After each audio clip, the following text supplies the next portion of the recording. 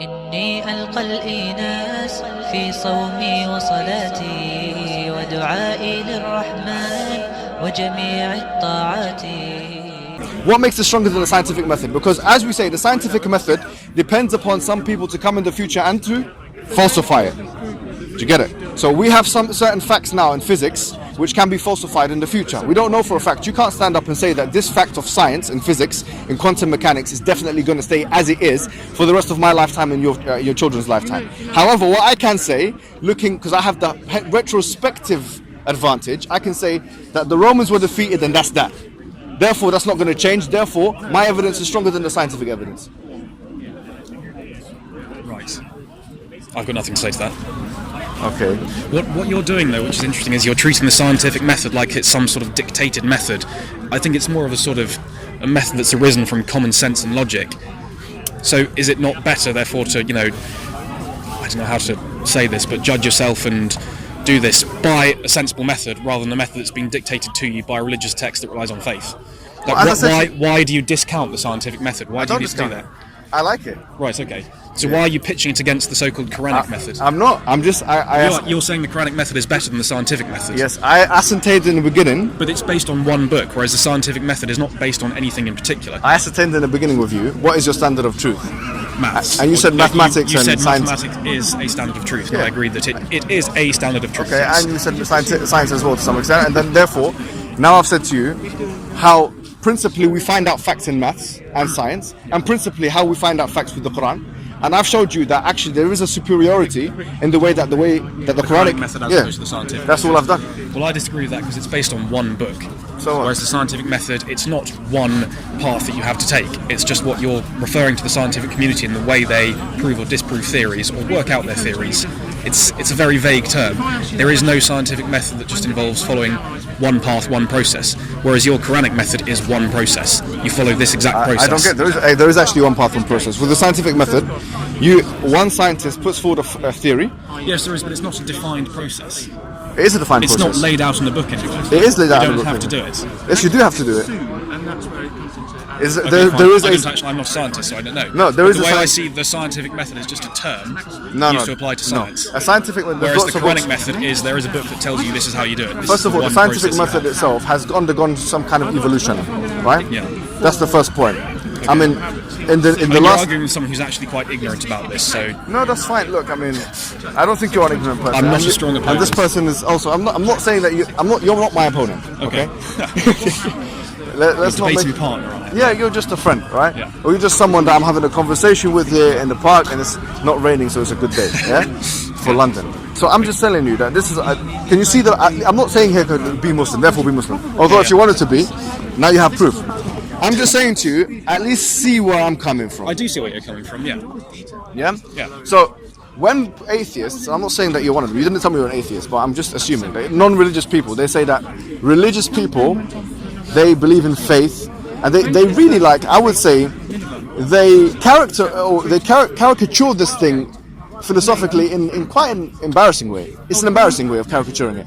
You're saying that, we only believe, we believe in science and mathematics as if this is free from any speculation, and religious people believe in, faith, making it irrational, illogical. It's embarrassing because the word proof or evidences means a body, or evidences means a body of proof.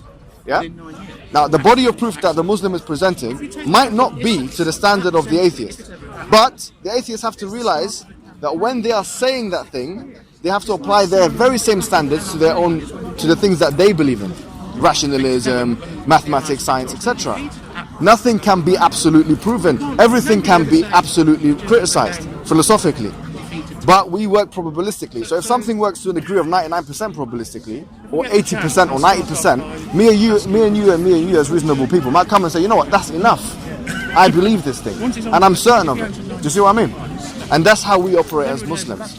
And that's why, by the way, it makes sense for, that's how I operate. I mean, I look at all of these things and I think, okay, well, therefore it's most likely that the Quran is true. Therefore it's most likely. And I've just given you one example. I can stand here genuinely and speak for 5 hours, giving you example after example. Yeah. Were there any examples where the predictions were wrong? Well, I mean, this is the thing. There isn't. This is finding a contradiction challenge. There isn't. Has it ever been amended or edited? No, that's the point. Some predictions are talking about things that are going to happen today, in today's world. The Prophet Muhammad sallallahu alaihi wasallam, he said in the So give hadith. us a modern prediction. I'll give you a couple of modern predictions for the people. Any sort of future predictions? I'll give you some modern predictions that relate to today's world, and that cannot be, by the way. They're not vague. Something as specific as the Roman. Yeah. Okay, let's do that. Or more specific. In a hadith narrated by Tirmidhi, which is a Sahih hadith according to the majority of hadith scholars, including Al-Albani, the Prophet Muhammad sallallahu alaihi wasallam in a hadith said that there will come a time where people will be walking around. In Arabic, يعزف في يعزف على رؤوسهم بالمعازف. This is exactly what it says. يعزف على رؤوسهم بالمعازف. That on their heads, musical instruments will be playing on them, on their heads. Now, if I try to really struggle with this myself, 1400 years ago. yeah, I'm saying to myself, okay, I'm a Muslim, yeah. I'm thinking to myself, musical instruments are known. You got the saxophone, you got the flute, you got these things, yeah. If the Prophet is telling us there will be, and this was one of the the end time results, things. There's going to come a time where there's going to be musical instruments playing on your head. I'm asking the question really, how does that take effect literalistically? Is there a saxophone that you put on top of your head, or is there some kind of flute that you play into my ear on the head? Because it says on the head, ala ru'usihim. So the question is, what is this referring to? Today is easy. Yeah. Just say it's talking about headphones. Easy. And that's in the original Quran. It's not the Quran, it's the hadith. Hadith, So hadith, we believe that the Prophet Muhammad sallallahu alaihi wasallam. Is this a separate text? Yes, but we believe that the Quran. So we as Muslims believe in two texts: the Quran, which we believe is divinely the word of God, and the hadith, which we believe has been revealed to the Prophet Muhammad through God, through the angel Gabriel from God. So it's information. I'll give you another example, which is a Sahih hadith as well, narrated in more than one text, and this it says that there will be a time. Listen to this incredible hadith, yeah? It's actually in two different wordings. One of them is saying there will be a time that people will ride yarkabuna, and then this suruj. Now this word suruj comes from the Arabic word sarj, which by the way they didn't know what it means. Yeah? This suruj, the Prophet tells us what it's like. So what is suruj? I'm not going to translate it directly. Suruj, he says it's like rihal. Rihal, if you look into the old books, old dictionaries of the time of the Prophet, not today's ones, because they could easily be changed. The old books, they tell us it's basically like a ship. Some describe it as something with 4 walls around it, but the Prophet gives us more information. These suruj, according to the classical dictionaries, have leather inside of them. Leather interiors, jilt, yeah? These leather interiors, according to the Prophet Muhammad sallallahu alaihi wasallam, he says that they will be riding in these. So he predicted luxury cars. I'm going to tell you some more things which are going to make you think about this. They'll be riding, and they'll be, and this is talk about Muslims. Muslims will stop these vehicles at the doors, ala abwab al-masajid, on the doors of the masajid, and then there will be some women that come out of it. And what is the description of the women? The ariyat kasiyat. They are dressed and naked at the same time, meaning that they're wearing very tight clothes. And he tells us what kind of fashion they're going to have. Because they're going to have this kind of fashion of this kind of camel, which is kind of like it's got hair like this hat. Do you get it? So either it means that they put their head in the hijab, like the headscarf, they put it in like that, or it means that they put in their hair up. Do you get it? So a prediction that hot women will come out of a sports car at some point in the future. Something like that, yes. Okay. What do you think? Huh? Oh yeah, yes. Yeah, there's another. This is a hadith. This is a hadith narrated by Umar ibn Khattab in Sahih Muslim, which is the second most authoritative hadith book in Islam. That the Prophet Muhammad sallallahu alaihi wasallam said that the barefooted shepherds, they're going to yatatawaluna fil bunyan. They're going to barefooted shepherds means Arabs, Bedouin Arabs that have got no shoes on, basically. Yeah, they're going to compete in tall buildings. Now, where are the tallest buildings in the world? Freedom Tower in New York, I suppose. No. It's the Burj Khalifa. Burj Khalifa. Right. And who's the one who made that? If you look at these guys, their dress code. They're Arabs. They probably wear sandals or probably not even wear shoes at all. And look at Dubai, how it was 50 years ago. This is clear. I think this is very clear. Do you know what I mean? If people are telling us, the prediction being barefooted people build tall buildings. Arabs in particular. Barefooted Arabs. Bedouins. They're going to they're going to race with one another in the construction of high buildings. That's exactly what يَتَطَاوَلُونَ فِي الْبُنْيَانِ means. They're going to try and create something taller. The other one's going to come and say, no, I'm going to create this one that's taller. When you see something that's happened, it's easy to interpret a prediction according to how things have unfolded. So, for example, if the Middle East hadn't had that explosion in tall buildings, Yes. you could apply some other interpretation to it that fitted it exactly.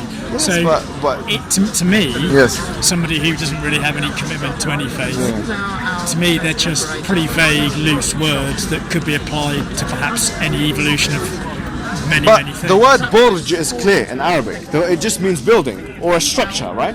The word tatawalun means to grow something or to make something taller. Tawil is someone who's tall, like myself. Okay? So basically it's saying that you're going to make something taller, the other one's going to make it taller, and then they're going to compete with one another in that way. Do you get it? So I'm just saying that this is clear text. This is clear text. Yeah, no, okay. And sometimes in Arabic, I'll be honest with you, there's some words that can have more than one meaning, but this is not a case of that. So what do you make then of, for example, because Nostradamus made many predictions which came true again in fairly loose, unconvincing language, but again, because of how the future unfolded, they Yes. became applicable.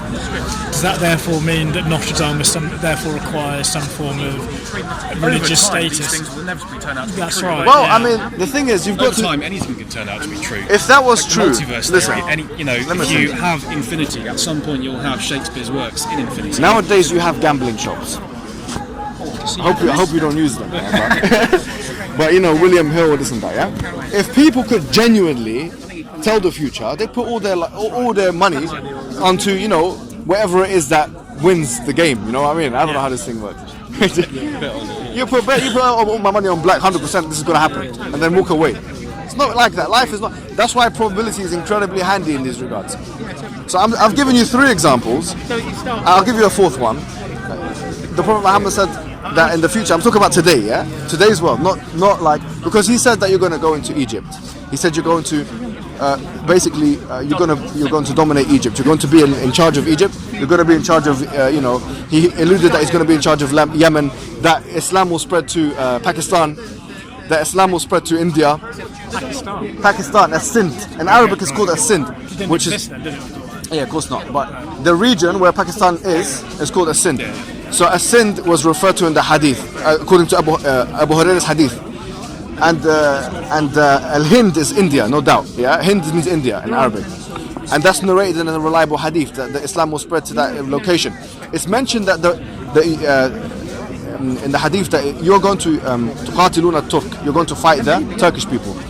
Clearly that happened, and that's why the Turkish Ottoman Empire became one of the strongest empires actually in the whole in the world's history, and the longest reigning empire I think ever. Yeah, probably the most brutal as well, to be frank. For what? You've just said. You say it's in the... Yeah, okay. Can I have references? Do you want some references? Yeah, of course you can have I'm references. sorry, I'm going Would you like to give me... No, thank you very much. Yes. Thank you, yeah. Cheers, very man. much. Cheers, see you later. Yeah. I'll head off as well. Yeah, nice speaking to you. Thanks. Take care, my friend. Cheers, mate. Think about it.